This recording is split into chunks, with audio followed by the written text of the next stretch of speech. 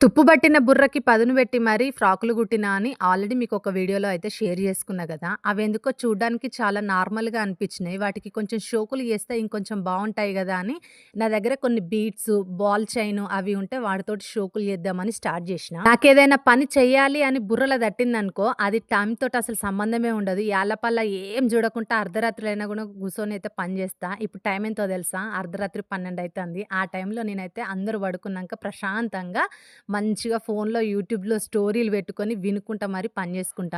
ఈ ఫ్రాక్‌కి already neck దగ్గర ఒక లేసేసినా గదా! అది కొంచెం ఉండింది. దాన్ని హిప్ దగ్గర ఏస్తే ఇంకా బావుంటదని ఏస్తున్నా. ఇంతకి చెప్పడం మర్చిపోయినా. ఈ లేసు ఇంతకుముందు చూపించిన బాల్ చైన్ ఉండింది గదా! అవి మా పెళ్ళప్పుడు మా బావ పెట్టుకుంటాడు గదా! పెళ్ళికొడుకు నెత్తి క్యాపు.